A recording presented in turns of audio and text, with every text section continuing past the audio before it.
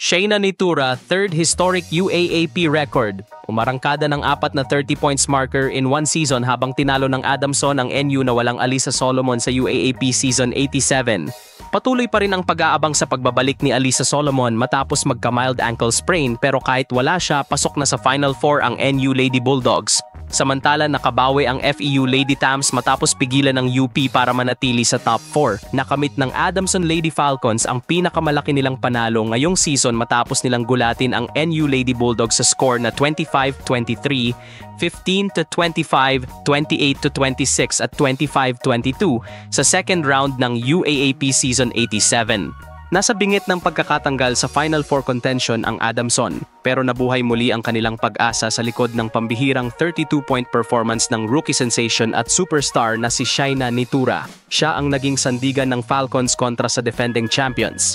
Ginulat ng Adamson ang NU sa first set, nadama ng NU ang pagkawala ni Solomon during the crucial moments of the match. Nanaig ang Adamson sa pangunguna ng Nitura. Mabilis naman nakabawi ang NU sa set 2 sa tulong ni Ara Panique na naging spark ng team. Sa third set, umarangkada ang Adamson sa huling 4 na puntos ni Nitura para maangkin ang 2-1 set lead. At sa fourth set, nagpakilala si Frances Mordi ng panapos na atake para sa Falcons. Ang kanilang kauna-unahang panalo laban sa NU mula pa noong Season 81 noong 2019. Dahil dito, si Nitura ay nagsulat muli ng kasaysayan bilang kauna-unahang rookie sa women's volleyball ng UAAP na may 4 na 30-point games sa isang season. Una na siyang nakagawa ng UAAP record bilang the most score of a rookie sa unang laban with 33 points against Ateneo.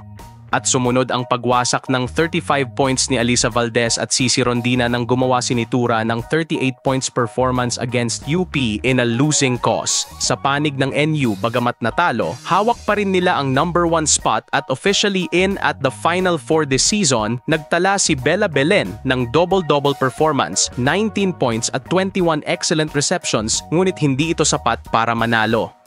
Bunsod ng panalong ito, umangat sa 4-7 ang kartada ng Adamson habang bumaba naman sa 9-2 ang NU na may 3 laro pang natitira sa eliminations against UE, Ateneo at UST.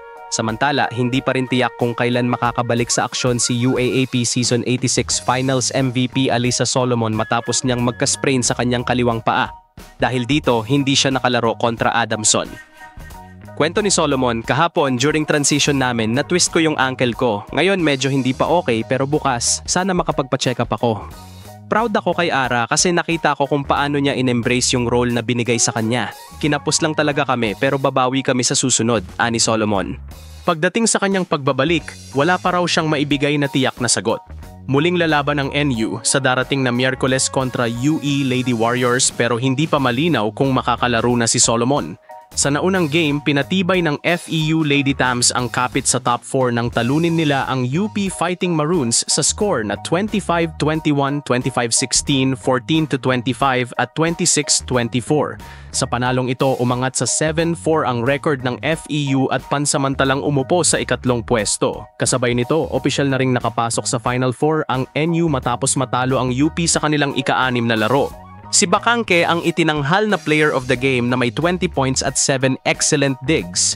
Si Gers Petalo naman ay nagtala ng triple-double, 14 points, 10 digs at 13 receptions. Nag-ambag din si Tagaod ng 14 points at 18 receptions para sa Lady Tams. Sa kabila ng talo, nagtala ng tig 13 points sina Olango, Haboneta at Monares para sa UP na ngayon ay nasa 5-6 record at nasa ika-5 pwesto.